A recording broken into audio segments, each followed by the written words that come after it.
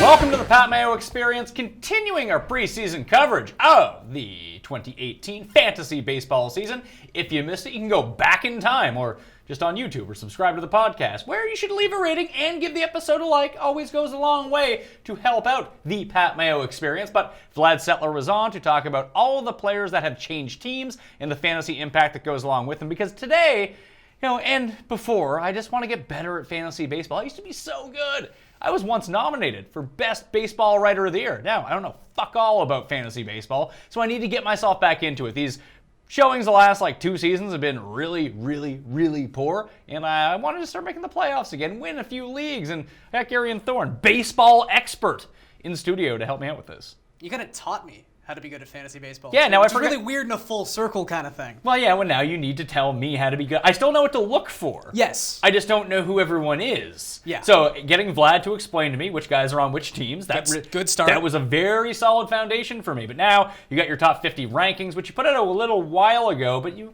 might want to update a little. Yeah, we're going to go through and update these a little bit. I still stand by a lot of the placement of these players. There's a couple guys who might be a little farther outside of, if you're looking, I know you got the Fantrax and the NFBC average. Yeah. We're going to kind of talk about that a little bit. Yeah, so what we're going to do is, if you look on Fantasy Pros right now, they do have an average of the NFBC and Fantrax. I've combined those and taken an average draft position. And listen, it's still early February. Yeah. Stuff's going to change. I mean, JD Martinez isn't even signed yet. A lot of guys. This season more than any other.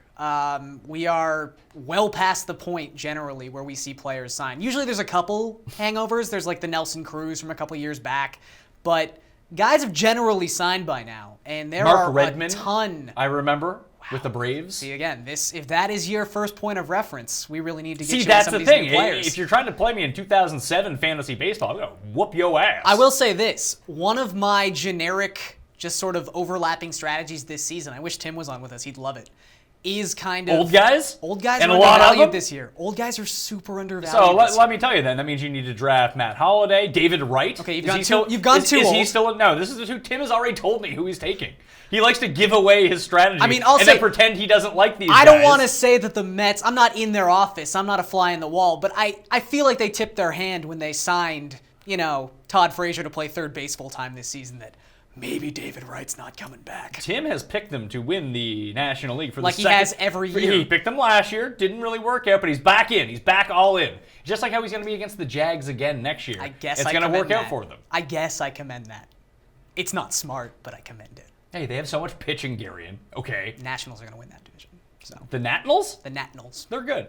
All right, so the big thing that we always get into when we talk about rankings, especially the top 10 and top 20, is you have to say the negative things about the really good players. Yeah, they're all awesome. And then people are like, oh, why do you hate this guy? It's like, I have him ranked at 7 overall. Yeah, I don't hate him. If I could rank these guys all 1A, 1B, 1C, all the way down to 25, I would probably. Like I said this last year, and I still think we are inhabiting an age of fantasy baseball where there's not a huge drop-off. Once you pass Mike Trout, and even Jose Altuve. I think there's the Trout-Altuve tier, and you could say that Trout's on a tier higher than Altuve.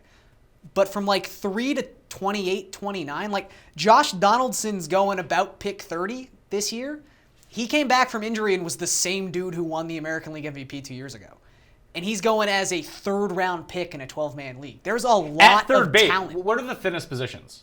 Third base? Isn't there a precipitous drop-off after 9 guys? Once you get past, it really depends how you feel about the sort of, we could get into the Matt Olsons of the world and that kind of stuff, but it depends how you feel about Kyle Seager. It depends how you feel about... What if you have no feelings about them? Well, then I guess there is a precipitous drop-off. I don't feel all of the feels. Well, there's an interesting tier because Alex Bregman is kind of the make or break point at third base. I've got Bregman in my rankings at 49. He's one of the guys I feel like I am going to bump up just a little bit. He's going 33 overall in terms of average draft position. And it does seem high to me. But here's the thing with Alex Bregman. You can be in one camp or the other, and if you're in this camp, if you're in camp A where you believe Alex Bregman is going to hit second for the Houston Astros for the majority of the season, you're someone who endorses Bregman at pick 33. And I think I'm getting closer to that end of the spectrum because you look at the lineup construct of the Houston Astros. This is a team that hit so well last season, historically well last season. How many games did he play last year? Bregman? Yeah. I believe he was in the 140s. I'm looking at his numbers. They don't seem to be first 3-round pick. Well, Bregman, if you really separate his season in half, the second half was incredible. He didn't timely hits in the playoffs. His playoff numbers as a whole, not great. So wait, hit some big home runs though off some notable guys. All right, so what you're saying is that if you have weighted runs created, or what was the other one? Win probability adjusted, WPA. Yeah, if you play with that, he has a great WPA. Great WPA in the playoffs. Last season he played 155 games. So Bregman is someone who in the second half, the WOBA was fantastic, the WRC plus was fantastic. His strikeout rate was down to like 13.8%.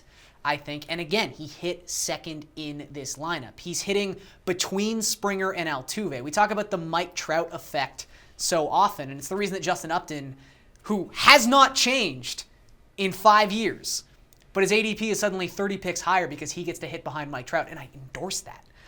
I think the same principle has to be applied to Alex Bregman. That lineup is so good. The top end of that lineup is fantastic. And even a guy like Trea Turner, who I have at number 4, I mean, this is an entirely different conversation, but one of the factors that goes into that is the top 5, 6 guys in the Nationals order are amazing. And that means something in fantasy baseball. So I think if Bregman hits well enough off the hop to maintain this job, and he should be someone who's a 285 to 295 hitter.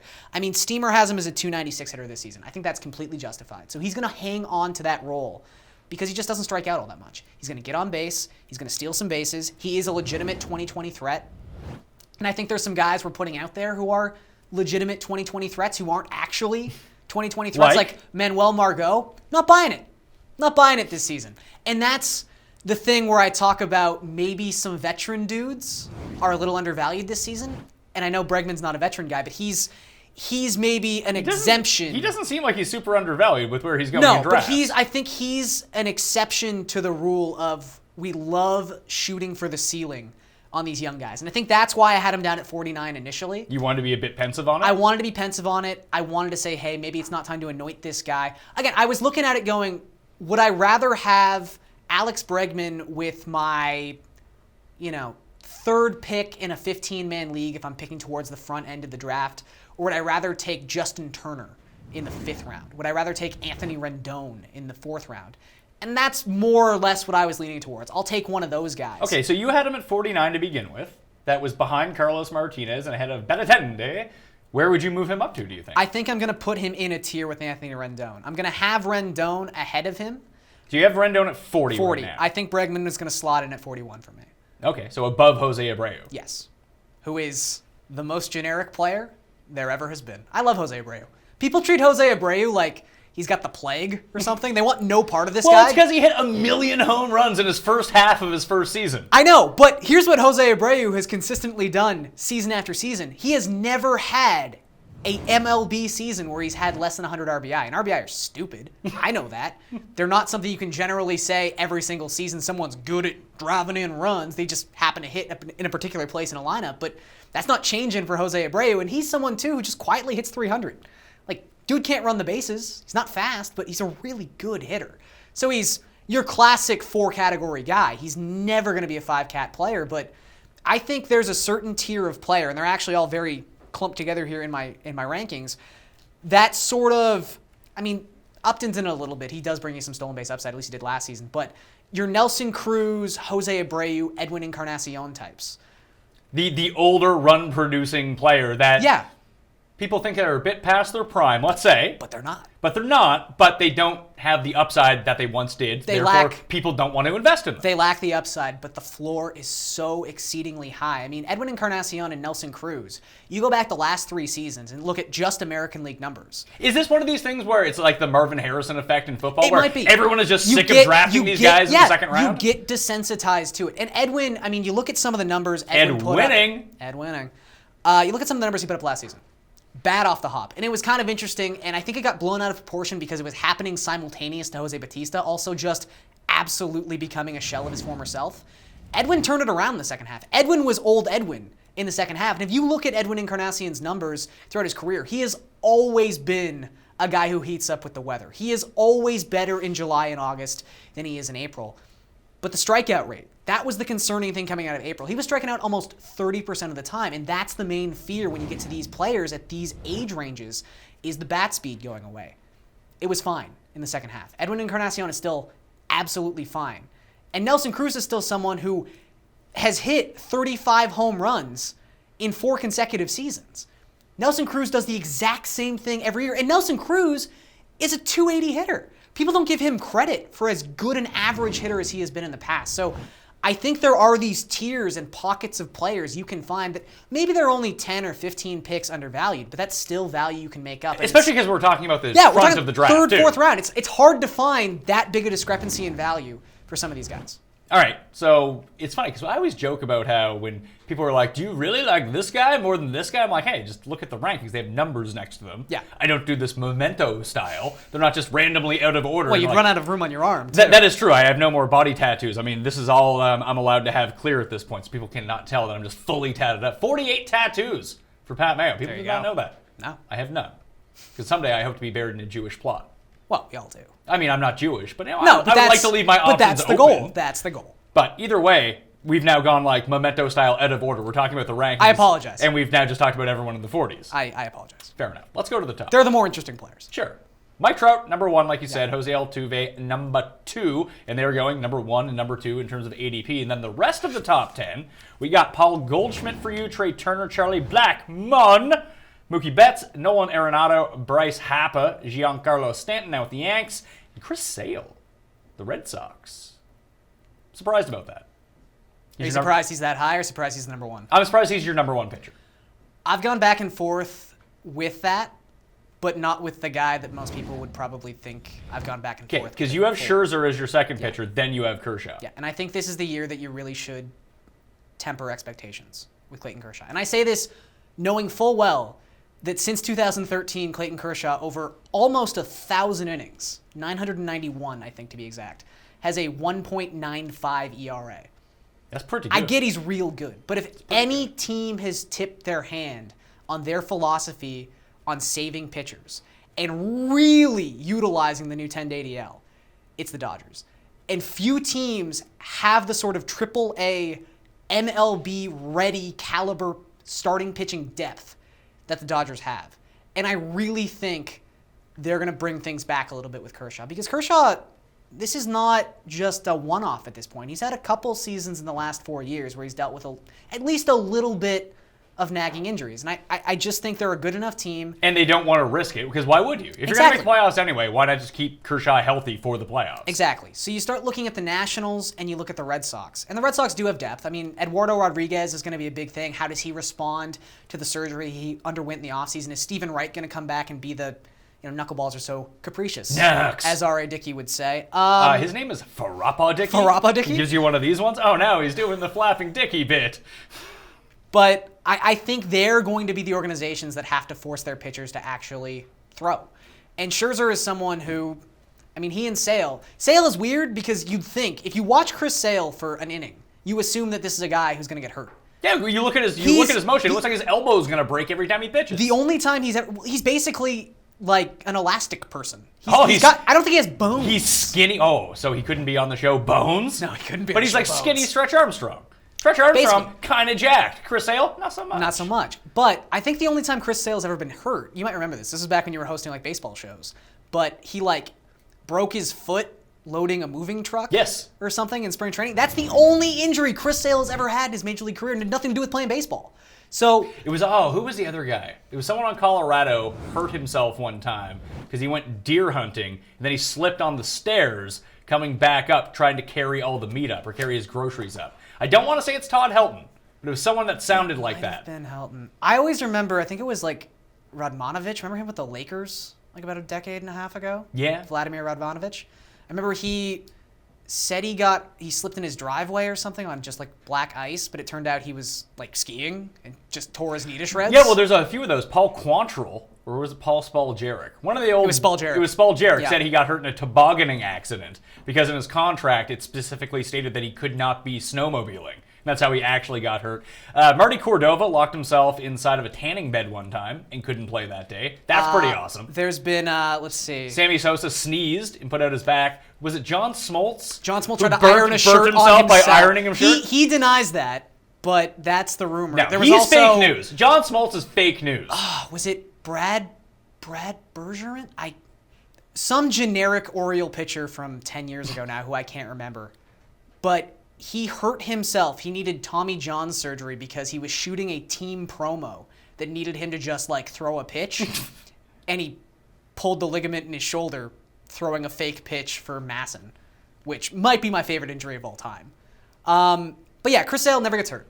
Chris Sale, the only pitcher last season to have over 300 strikeouts. Chris Sale led the league in FIP. Chris Sale led the league in SIERA. Chris Sale was, by all intents and purposes, the best pitcher in baseball last season. Let me just kind of go to this for just a second, because I know there are some, listen, if people are looking at the graphical boards right now, you see XFIP and you see BABIP and left on base percentage. You just talked about SIERA and FIP.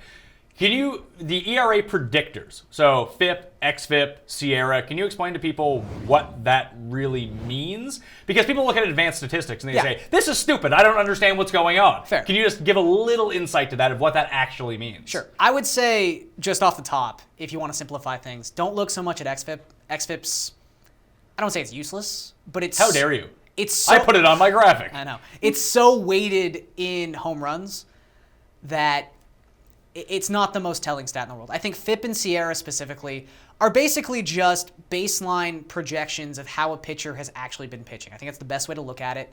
I think that SIERA is kind of gaining some steam the last couple of years. I still really like FIP. I think it's a valuable indicator. And I think it's just a way that if you're trying to navigate the advanced statistics, and if you don't want to have to be looking at BABIP and strand rate and all these things, FIP is basically just saying to you, look, we've already taken all the factors of those things so you compare, and given you a nice figure that you compare to ERA. Yeah, so you just put ERA up next against FIP. If FIP is higher than the ERA, regression badly is going to come. Yeah. If it's lower, you would expect regression positively. Now, it doesn't mean it's going to happen. It does not mean it's going to happen. And it also, FIP is a little blind to the far ends of the spectrum.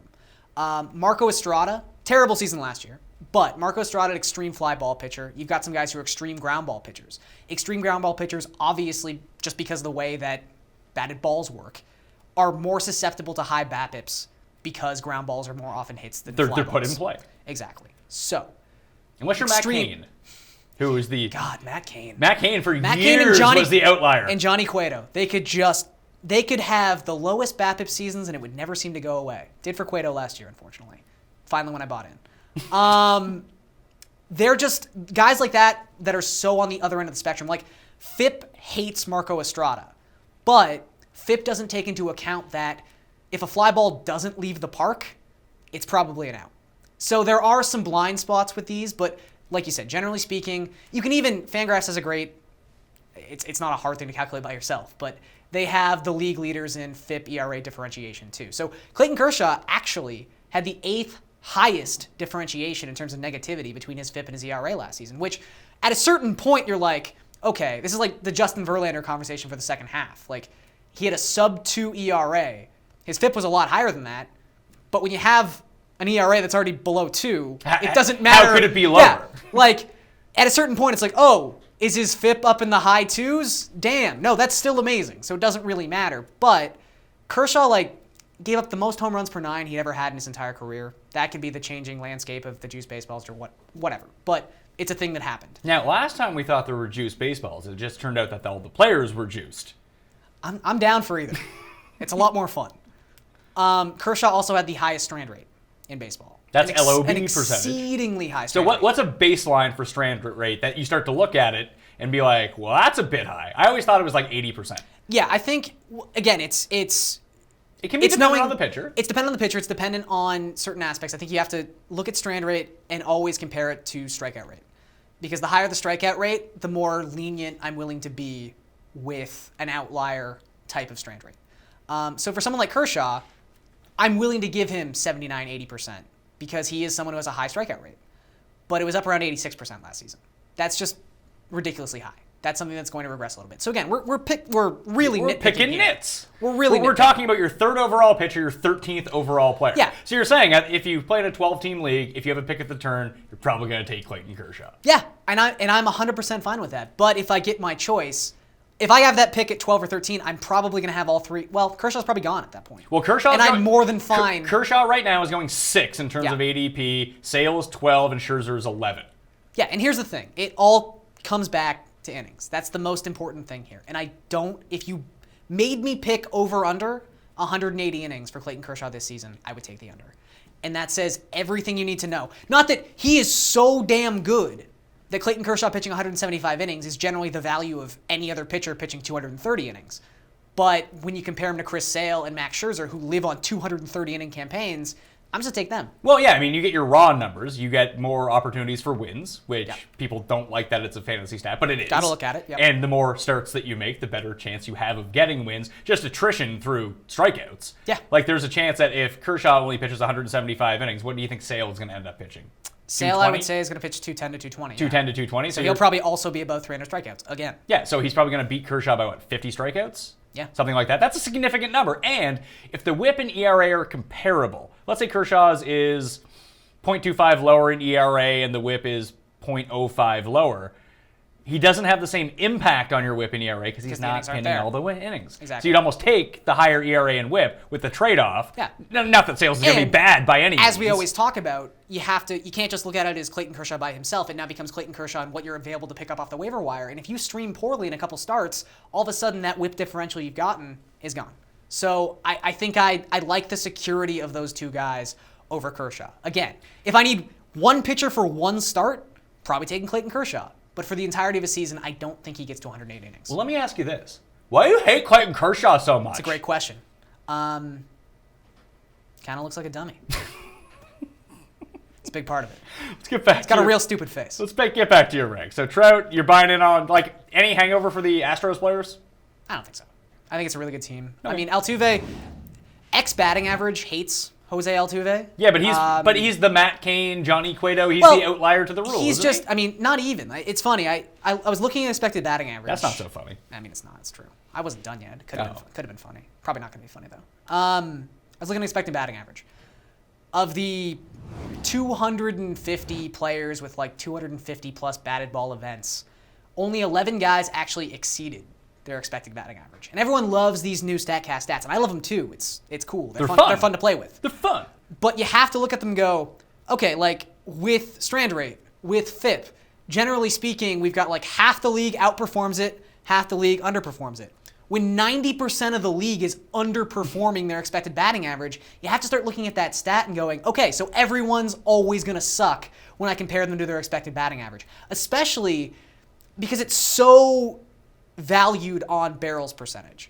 And Jose Altuve's not a guy. Okay. This is where I kind of got lost in terms of me being out of baseball for 3 years. Yeah, you I missed. don't even know what expected batting average is. What the hell is barrel percentage? Okay, so barrels are probably the most important. Barrels are, remember hard contact rate? Yeah. Barrels are the new better hard contact Can we just call it Donkey Kong percentage? We could for the rest He's of the got show barrels. if we want to. He does have barrels. Barrels basically is saying if hard contact is just, hey, a guy hit this ball at a certain mile per hour in terms of exit velocity, it's, okay, that's great, but if he hit it at this angle, if he hit it at a fly ball angle, that's more valuable than hitting it at a ground ball angle. If he hit it at a line drive angle, that's more valuable than hitting it at either. Why don't we take that into account as well? So barrels percentage is the percentage of baseballs hit into play that a player hits between a certain launch angle at a certain velocity. So home runs are not included. No, they are. Okay. And that's the thing. Generally speaking, I don't know the exact breakdown here, but most of the time, a barrel is an extra base hit. More often than not, it's a home run.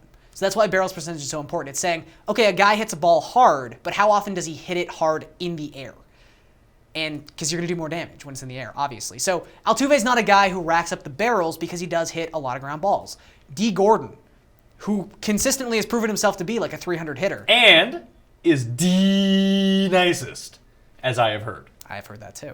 Probably from you. Yes. He's someone who, again, barrels percentage hates, but he's not a kind of player that you care about barrels percentage. Okay, for. so it's almost like when you look at some of these BABIP guys. And historically, throughout the years, that the speed guys would always have a better BABIP because they would beat stuff out. Exactly. So there's always extraneous factors to these things. But, when you look at expecting batting average... But I think that contextualizing all this is helpful. Oh, of course it is. Yeah. But when you look at Jose Altuve and go, he's not going to hit 342 again, expected batting average says so. You're probably right. He's probably not going to hit 342 again, but he doesn't need to hit 342. He might hit 338. He can hit 310. That's fine, because he's going to hit 24 home runs, and he's going to steal 30 bases, and he's going to score 100 runs. So it's all fine. So I think those two definitively, without question, are your 1s and 2 this season. The Goldschmidt, Turner, Blackmon, Mookie tier. That's a tier, you think?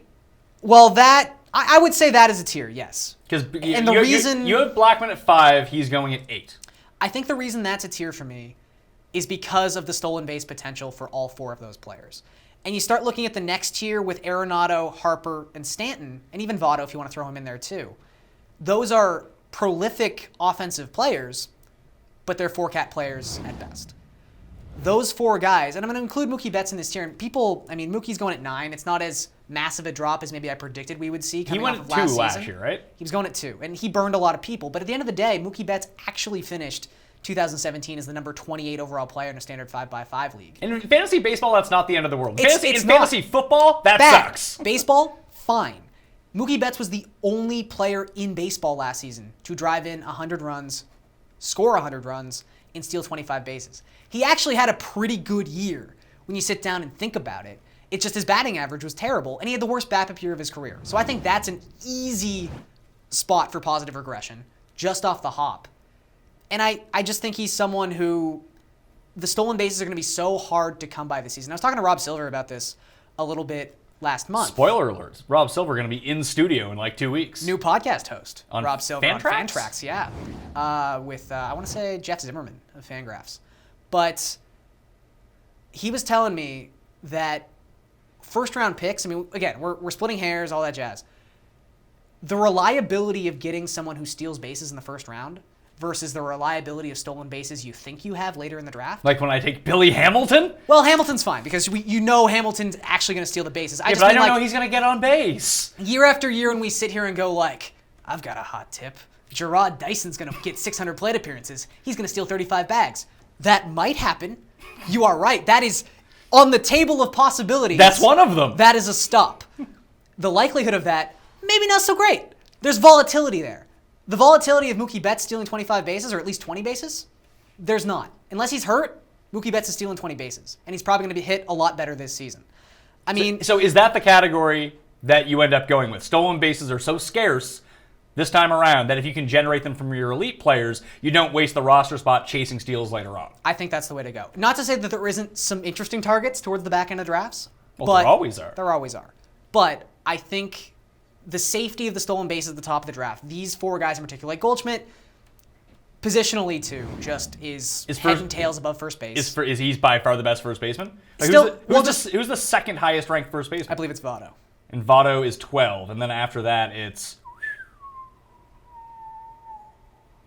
Judge? Rizzo? Did Judge get like splits there? Rizzo's in there somewhere. Rizzo's at 26. So it's Rizzo. Yeah. Well, there's some first base eligible players too. Shit's yellow, B. Rizzo's the color.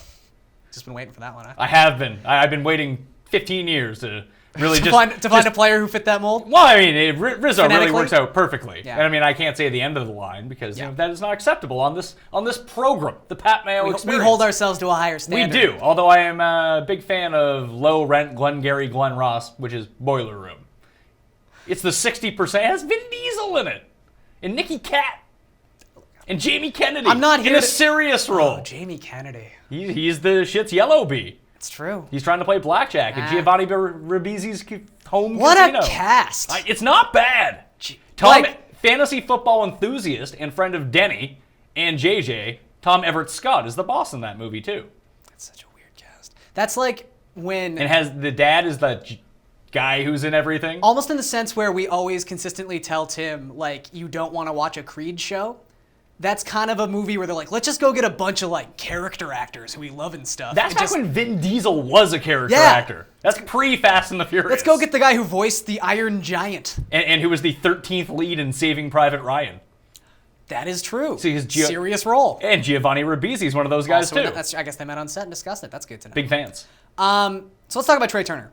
Because Trea Turner's kind of the interesting dude at this particular slot. I have him at 4. His ADP's 5. So, okay. Over, under 314 steals for Trea Turner this year. That's a tough one. I'm going to say under, but only slightly. Okay. Slight under. It's just the fact that Turner, like, I don't want to overhype the guy. I've often had a problem ranking players where I let the real-life biases start to seep in. Like, I don't like Billy Hamilton because Billy Hamilton sucks. Who was that loser I drafted because I listened to you last year? Jonathan VR. Yeah, VR. God, he sucks. VR hurt a lot of people. But if you have Rob in here, you know what Rob's going to tell you? Draft Jonathan VR this year. What is he going, like 300 overall now? Like 28? 180th or something like that. Big rebound year for Look, VR? VR was in this really weird spot where he was better when he was Jonathan Villar. It's true. And He as soon as people learned his real name, he was fucking terrible. It's true. But he was in this really weird spot where NFBC ADP had him as like a top 15 player. And for some reason, Yahoo's rankings had him at like 47. So I kept doing Yahoo drafts, sitting there going, I mean, I don't really want this guy in every league I have, but if I'm going to keep getting a first-round pick in the 4th round, I kind of can't say no.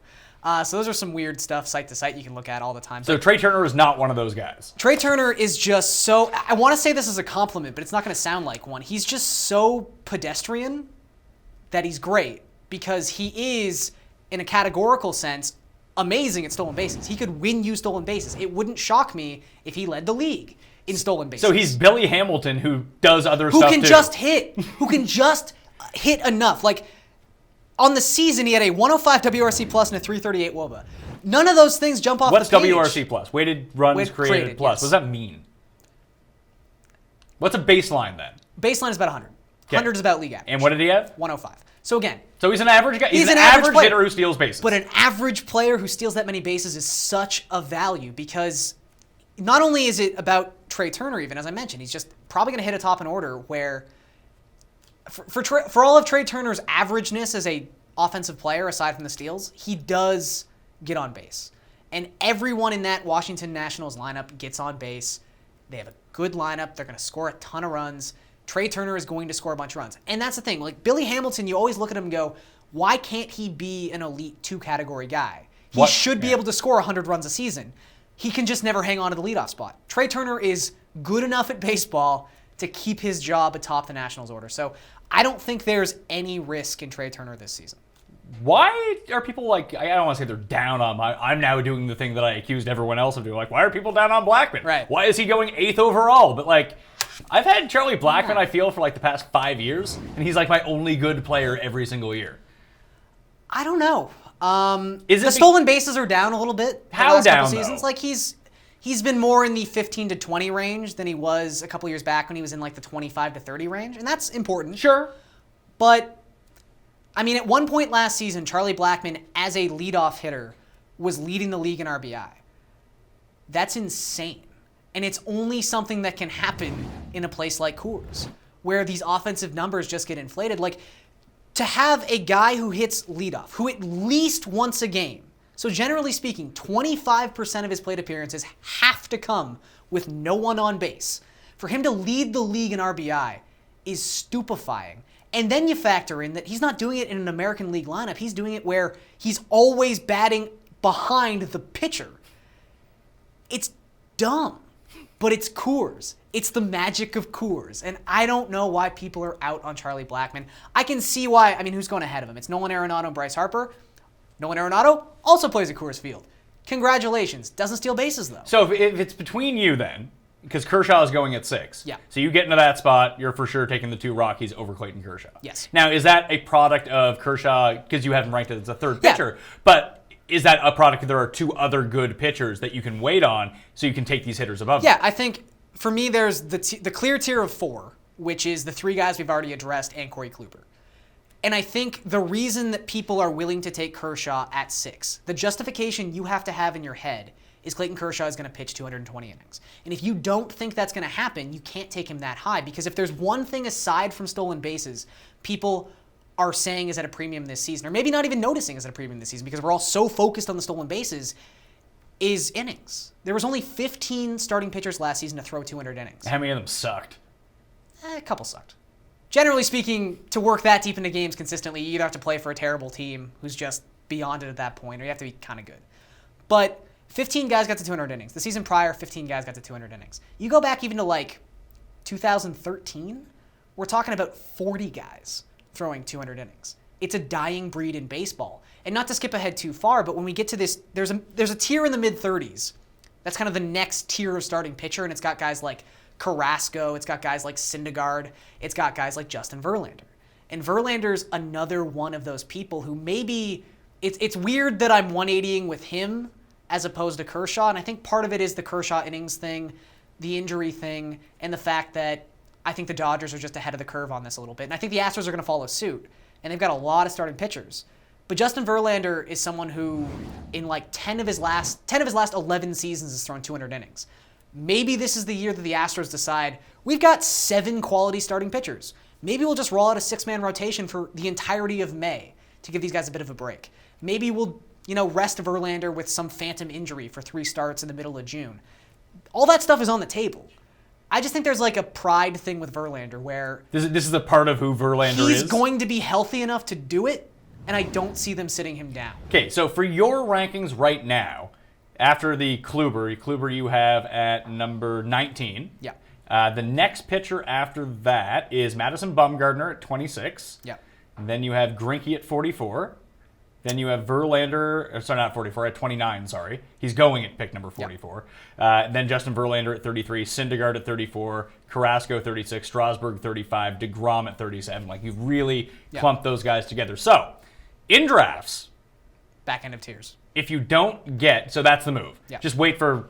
The rankings are sort of irrelevant at this point. Just wait for whichever one falls the latest. Whichever one's going the latest. I mean, and again, if Are you good with one of these guys as your ace, though? Yeah, I am. And I would say that I'm not often the person who likes to take starting pitching early.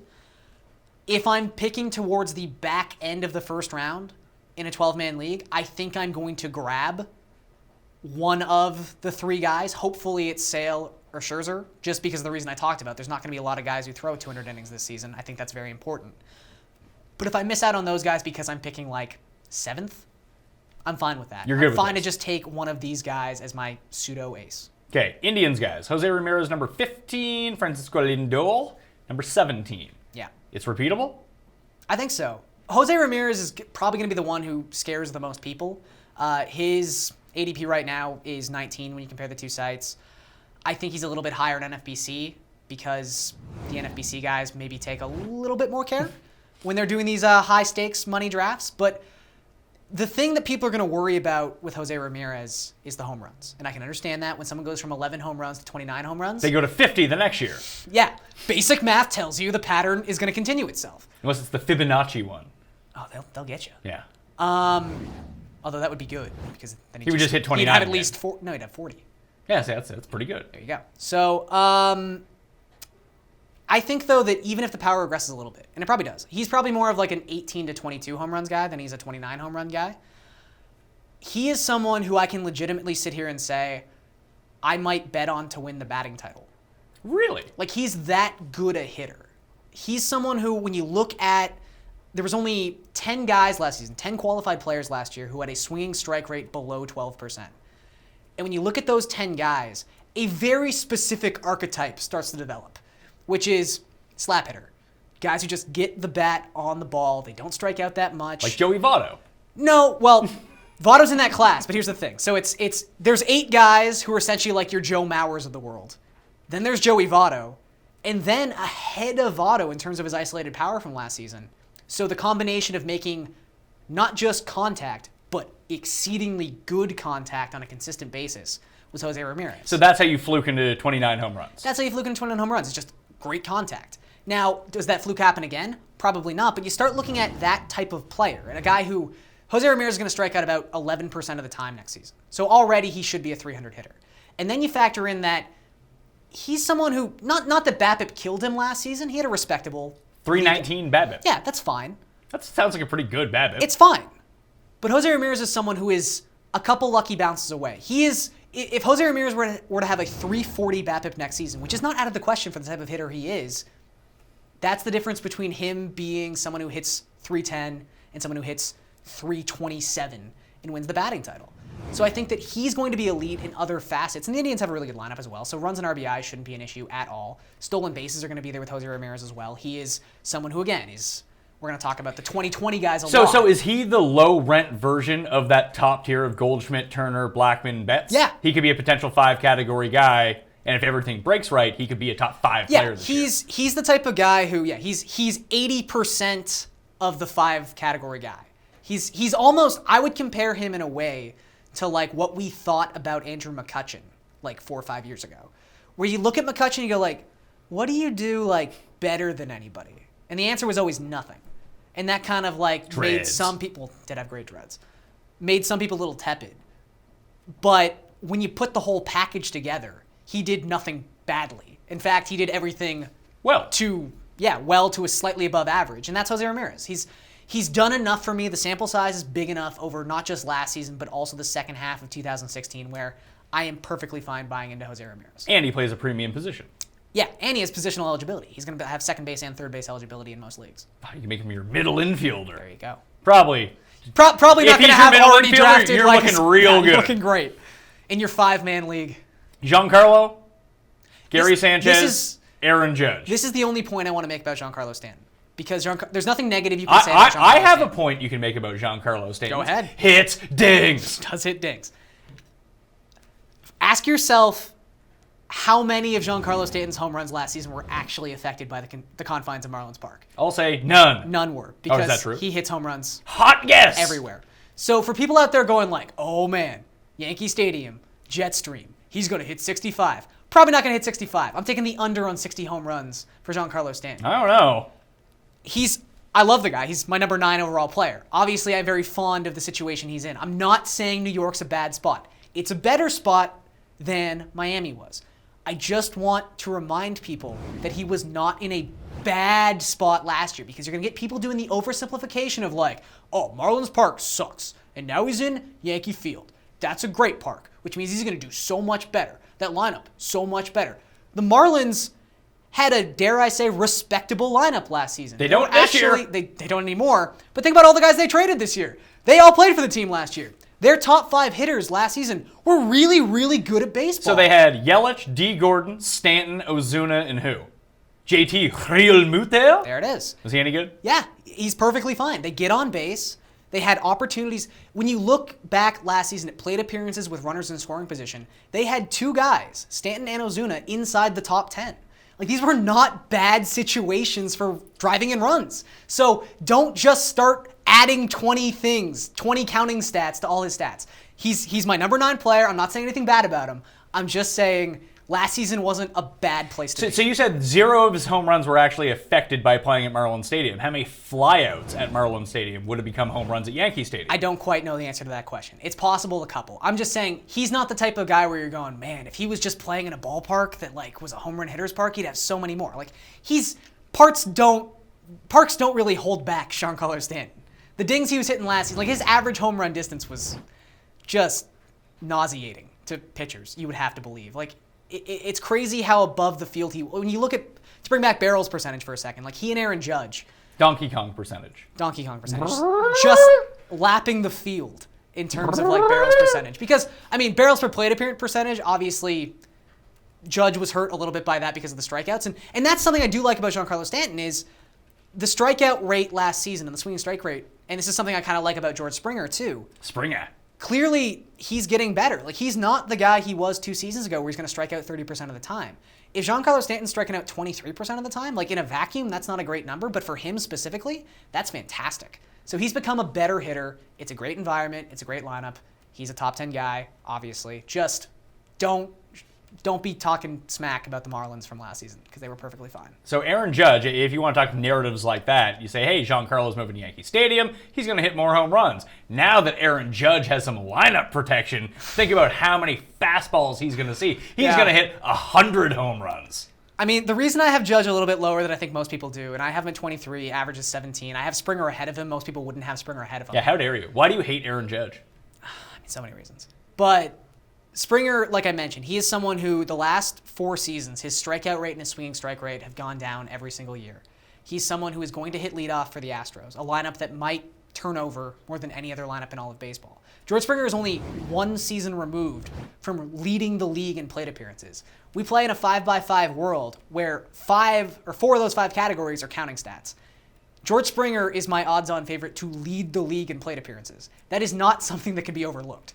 He's just he's going to volume people to death, which is why I have him and his better approach the last couple seasons ahead of a guy like Aaron Judge. So what you're saying is that George Springer's approach in fantasy baseball and what makes him good is the same way that makes my podcast popular, is that I just volume people to death. Just keep putting them out. Judge, and look, Judge, like, people are going to harp on the second half numbers. People are going to harp on the fact that he struck out a whole lot in the playoffs when everyone was watching.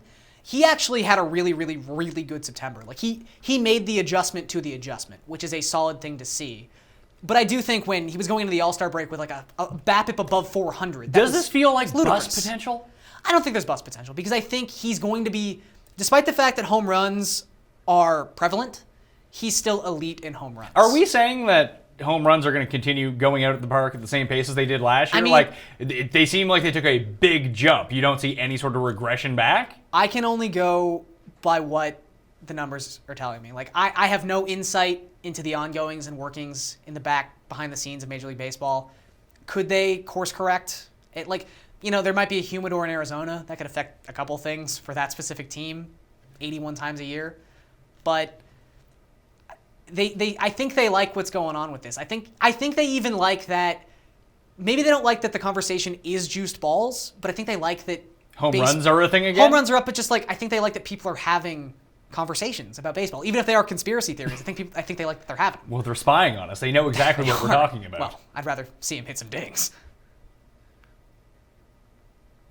Hurts my eyes. Yeah, I was gonna say. The last one on this list is Gary Sanchez. Gary Sanchez. Catcher eligibility? Yeah.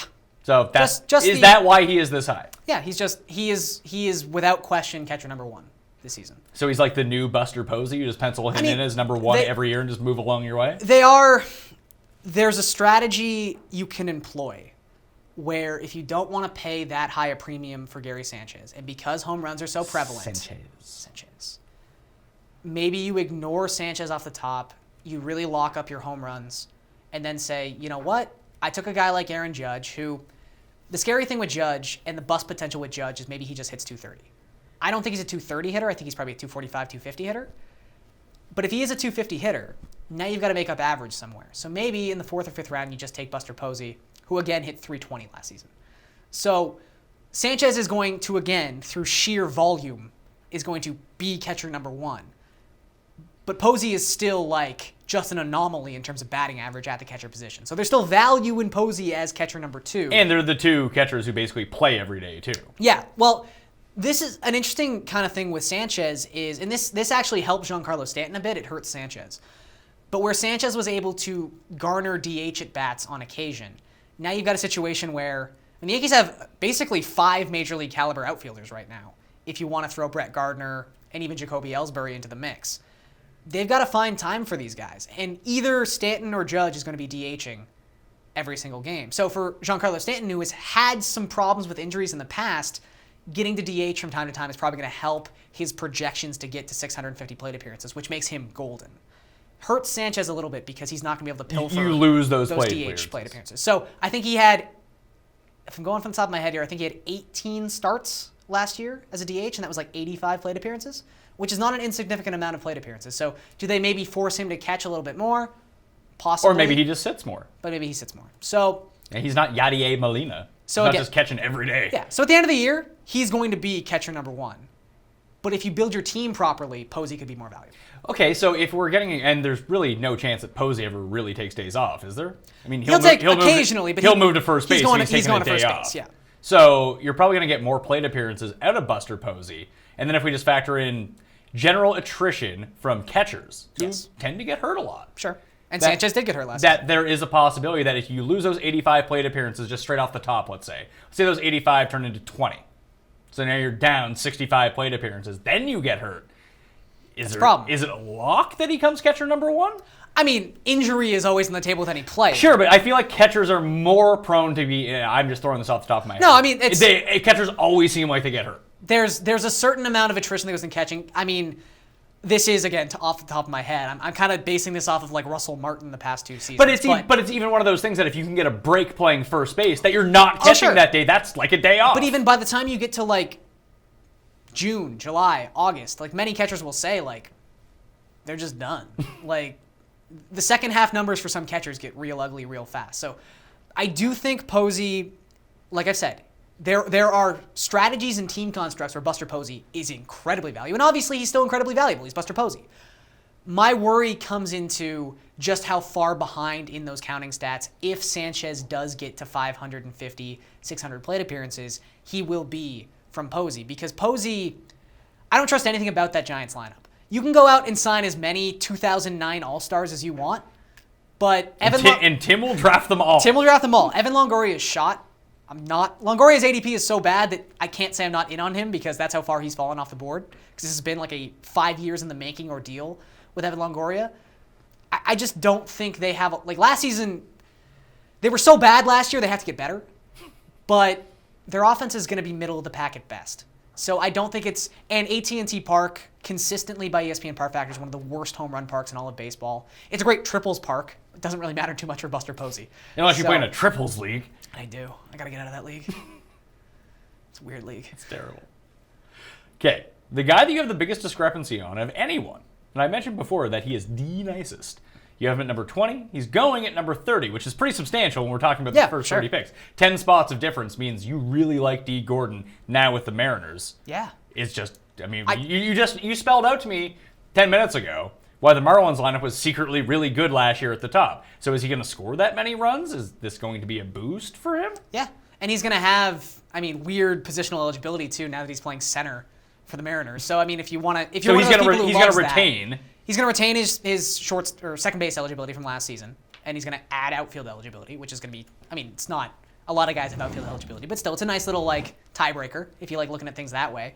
Dee Gordon is just someone who I don't understand why people are so low on him. I remember I put out my initial rankings back in like October, and I had him at 18, and people yelled at me because Dee Gordon, like, oh, you think Dee Gordon's going to hit like 320 this season, blah, blah, blah, blah, blah, like Dee Gordon this, Dee Gordon that. Dee Gordon last year was like the 18th overall player in terms of value. And he hit 2 dings. And he only hit 2 home runs. Now, if you're playing in a roto league, he does present certain challenges where you do have to make up those home runs in other players. Are you more able to find with like dud players towards the middle to the end of the draft? 100%. Power over speed, power, easy? 100%. Okay. 100% power. So again, that's easy to make up toward the back end of the draft, I truly feel like. When you're getting the elite level of stolen bases that Dee Gordon is going to give you. I mean, we're talking 60 stolen bases as a projection here for Dee Gordon. He's also probably going to hit 300. He's also someone who, you know, we're talking small changes here. Like, I don't think you're ever drafting Dee Gordon going, hey, this guy's going to drive in 60 runs this season. That's not a thing that's going to happen. He could luck into that. But Dee Gordon had the lowest amount of RBIs of any qualified player last season. It's going to get better. As I talked about with the aberration that was Charlie Blackmon, when you lead off for not just a team in general, when you lead off for a National League team, you're not getting a lot of RBI chances. He's now going to the American League. He's now going to a Seattle Mariners lineup that, while consistently overrated every single spring training, is a deep order. Like, if Mike Zunino continues to hit like he hit towards the second half of last season, and Zunino is going to be their 8th hitter, Dee Gordon is going to have opportunities to drive in runs. When you hit as well as Dee Gordon hits, and when you have the contact rate that Dee Gordon has, if you come up to the plate with runners in scoring position 180 times, you're just going to end up driving in 50 guys. So I think that where Dee Gordon is obviously a detriment in certain categories, now we're not talking about Dee Gordon as a straight 3-cat player. He's now like a 3.5 category player.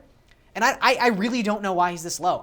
As I talked about with Rob and with you, when you find guys who you know are going to reach these stolen base plateaus if they stay healthy, because the playing time is definitely there and the track record is definitely there, you're not going to find someone like Dee Gordon might have, up with Trea Turner, the least amount of stolen base volatility of any player you can draft this season aside from Billy Hamilton. You just know these guys are going to do it. So if he's willing to go off the board at 30, I will sit there and take him at 26, 27, 28, 29, or higher than that all day long. Last guy, and I think this really depends on position eligibility, Freddie Freeman. Yes. Does he have third base eligibility everywhere or just Yahoo? No, I believe he's played more than enough. I think there was about a solid month there where he and Matt Adams was taking first base and Freddie Freeman was taking third base. So no, he will have dual position eligibility, which again kind of throws a bit of a wrench into those third base rankings, as we were talking about before. There's a lot of weird moving parts at that particular position. I think I had a couple people reach out to me. I on Twitter a couple days ago, I said I was going to do a bust article, and I had 3 or 4 different people go like, "Oh, Freddie Freeman, right?" I don't know why so many people think Freddie Freeman's like not a good hitter. He's real boring, by the way. He's super boring. Well, he's part Canadian. I mean, so. that is true. Now, I have just heard about Donkey Kong percentage, or barrels, as you like to call it, but I would imagine he rates very highly in that. Oh, very much Guy so. hits line drives. He is the line drive anomaly hitter. I mean, he's been doing this for like, even before he became like super fantasy relevant. Put it this way, he's been doing this so long that I remember he's exactly. a good line drive hitter. This is like 2004 Freddie Freeman, who was an exceedingly good line drive hitter. And now he's playing in a park at SunTrust that clearly favors left-handed hitters. Now, he falls somewhere in between I believe he had a plus 200 WRC plus before his injury last season. That sounds super sustainable. And then he was like around 120 when he came back from his injury. So still 20 points above average. Still exceedingly above average, and when you put it all together, it was like 160. And he was among the leaders. So he is a very skilled offensive player. I think he's someone who, again, I think what I'm going to fall into a lot this season is mitigating risk. Because baseball, unlike football, we have this conversation, I think, every single year. Football, you kind of want to take some chances. Because, you want to win your league. You can find the player that can win you the week almost every week. Exactly. And you can pick up guys who are just game changers throughout the course of the year. A lot of different stuff happens. And the difference between the number 1 running back and like the number 5 running back is gigantic. Exactly. And generally in baseball, it doesn't not work so that much. way. Exactly. That's why the tiers are a lot more prevalent in baseball, and it's just a long ride. So Freddie Freeman is someone who, again, the volatility just isn't really there. I think he is who he is. I think he's a very safe lock to be a 300 hitter with 30 home runs, with 100 runs driven in. That Atlanta lineup is going to be a lot better than it was last season, because that was the thing. That was the narrative going into 2017 was who's Freddie Freeman going to drive in? Because it was a terrible lineup. It was like Nick Markakis was probably the second best player on that team. Matt Kemp. Matt Kemp. Now you've got Acuna, who I don't know if he's going to be ready necessarily, but he's probably going to spend the first. He's going to get his Super 2 status, so he's not going to be up at the first part of April, but he'll be up by the end of April. But they just had a lot of guys in that team who got better towards the second half of last season. They're going to have a league average lineup at the very least, and I like it. It's a good situation. It's a good ballpark, and he's just someone who is pretty much a lock to do exactly what you're drafting him for. All right, we're not going to go through the entire thing. All the rankings have been up on the board, so you can go check them out. But any one player you want to talk about, Dan? Brian Dozier, kind of along that same line. No, he's just too boring. Can't have Brian Dozier. I love Brian Dozier. And that's the thing. He's super boring, but you go through, the guys who the last 4 seasons have had, 100-plus home runs, have driven in, 350 runs, have scored 400-plus runs, and have stolen, 50 bases.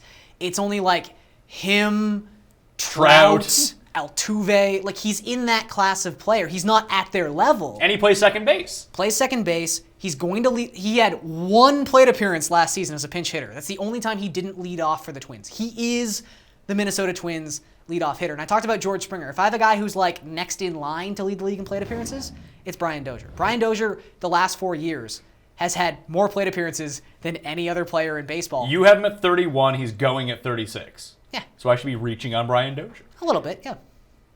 He's just super solid. I think people got really excited, I guess it's a year and a half ago now, when he had just his ridiculous second half where he hit 27 home runs. That's not going to happen. But he's someone who, even when you start looking at the numbers, he might even be closer to a 270 hitter, where 3 years ago he was a 240 hitter who happened to steal 20 bases and hit 30 home runs. Now you're dealing with someone who's 270, 30, and 20. And I'm a lot more willing to have that. And he is the only player in baseball to have 4 consecutive 100-run seasons. It's just consistency. So, to wrap up, boring players, old guys, don't take chances. Now, I didn't want to mention this, but it seems like you like a lot of white dudes. Freddie Freeman, Brian Dozier. Altuve is number 2. John Altuve, or John Altuve as they call him. What do we got here? When do we get to our... Yeah, just it's Dee Gordon. Dee Gordon. Well, there's only 3 black players in baseball anymore. Well, they all play basketball. That's where the money is. Yeah. I mean, although there's a lot of money in baseball. There is, but I really feel like that's the hurdle the NFL's gonna have to cross at a certain point. When they figure in, there's just so much money in non-contact sports, where you can play for 20 years, where you can play for 20 years and make tons of money, and not have to deal with brain injuries. Yeah, I mean, just simple stuff like that. Yeah, but you're not thinking that way if you have the brain injuries. Well, yeah, but that's why you get them before the brain injuries. See, that makes more sense. There you go. Ohtani. Okay. So he's part pitcher, part hitter on most sites, right? You have to draft them independently. So Yahoo, which hasn't opened their their actual game yet? fantasy baseball. Maybe they're game getting yet. rid of it like they did with fantasy golf and fantasy NASCAR. Possible. They're getting a lot That'd of be heat bad right news. now. He is two separate players. on CBS, Yahoo. he's two separate players, I believe. No, I think CBS. Is did it CBS right. the I think- one where I he's think- combined? I think Yahoo's the only one who's holding out right now. I think No, NFBC has them as two separate. NFBC does have them as two separate. They made that pitch very early on because NFBC drafts start so much earlier than all other drafts. I'll say this: if he is two separate players, I don't see much value in Shohei Ohtani, the hitter, because the Angels have already come out and said they're not going to have this guy play outfield in 2018. So now you're already looking at him only DHing. Which means he's if taking ever gonna Albert actually play. Pujols at bats. And, Pujols might not deserve to get those at-bats anymore, but I still think Mike Scioscia is probably the type of manager who might just, give the good old boy the plate appearances he deserves. Well, he has radiation poisoning, And so if- he doesn't know. It's true. And if they do anything like they did in Japan, he's going to get his days off after pitching. So now you're down to, at best, Pinch hits. 3 of 5 games where he's actually going to hit. So if you're in a weekly lock league and you're staring at this guy, if you play on Fantrax and he's one dude, which is cool, I get that. But if you're doing that, is there ever a week you're going to say, no, I'm not going to take this one Ohtani start where he's toward... Ohtani's the kind of guy who, if you're playing DFS, if you're playing DraftKings, Yeah. Ohtani's going to be exceedingly high priced on a daily game because when you know he's going to take the mound that night, he's going to be great. Is he going to hit the nights that he pitches? No. Why not? If he's good enough to hit...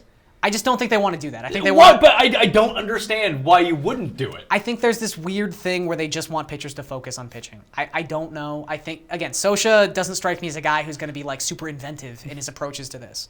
But anyway, so he's someone who on a day-to-day basis is exceedingly valuable because of his strikeout potential as a pitcher. He's going to be a really good pitcher. Is he? Are we sure that he's going to be a really good pitcher? But on a day-to-day basis, he'll be a very good pitcher. The thing holding him back in terms of ADP right now and some hesitation is that the innings projection is a little low. We've got him at around 150 innings, at least Steamer does. So that's... How valuable is that? I mean, if he's striking out 10 and a half 20 guys per nine? well, 10 and a half even per 9. This gets into that territory where, again, if you're viewing the world from 5 years ago and saying, hey, 45 guys are going to throw 200 innings, 150 ain't going to cut it, that's not the world we live in anymore. 150 innings of exceedingly good baseball is still very, very valuable as a starting pitcher, which for DFS purposes, again, is why he's going to be so valuable, because if you know he's actually going to pitch that night, you got no worries. I just don't think you're ever going to say, unless it's the Angels are, I don't even know if they play in Colorado this season or Arizona, but am I ever going to look at the slate and go, I'm going to take the possibility of Ohtani maybe getting into the lineup 4 days this week? Oh, wait till he hits in National League ballparks. You really should have sided with an NL team. It would have been more fun. Would have been a lot more fun. I'm never ever in a lock league using this guy as a hitter when I can use him as a pitcher. Okay, so he's undraftable as the hitting version of himself. So that's what I think. I think if he's two separate players, don't draft the hitter. I don't draft the hitter. Where do you draft the pitcher? And if top 100? I think he's a top 100 player. Okay, what if he was combined? If he's combined, I think his value does obviously increase because there are going to be times, especially in a daily moves league, where you can slot him in if you know he's going to play. Mm-hmm. Even though I think if I had to slot him as sort of a baseline type player, I think he's a league average guy. I think he's going to have some power, but the strikeout numbers worry me. He's kind of like Brad Fulmer?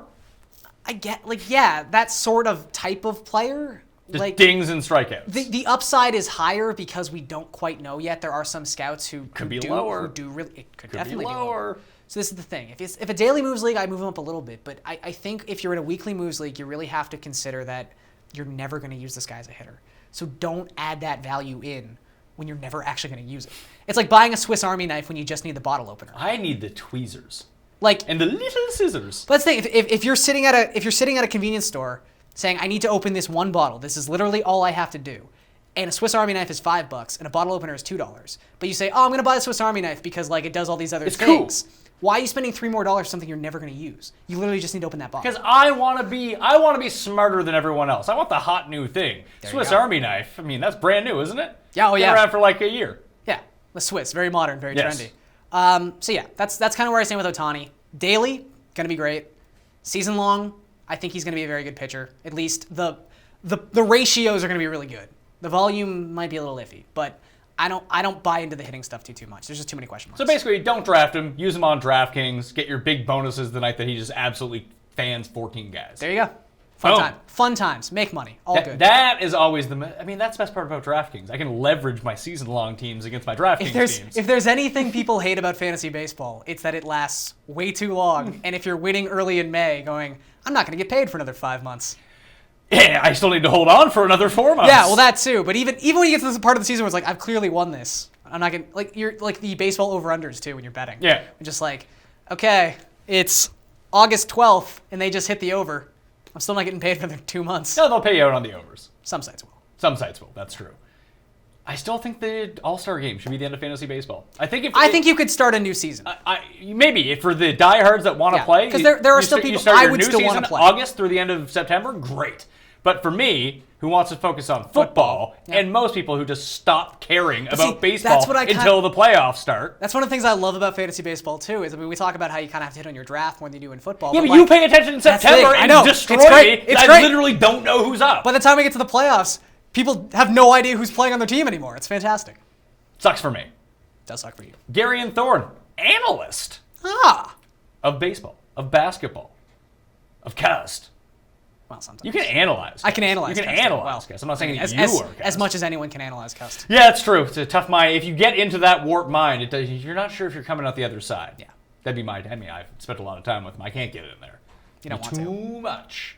Anyway, you can check out Garion on Twitter at Garion Thorne. Check out all of his rankings, all of his analysis, and you can find him on the interwebs with me. PM me on Facebook, Twitter, and Instagram. Plus, subscribe to the Pat Mayo Experience, iTunes, Stitcher, TuneIn, Podomatic, Audio Boom, Google Play, Stitcher. Probably already said that one. iTunes, that's a big one. Uncensored, uncut, on demand, whenever you want it. Please rate and review. Give this episode a like on the DraftKings YouTube channel, and subscribe there too while you're at it. I'm Pat Mayo. Good luck this fantasy baseball season.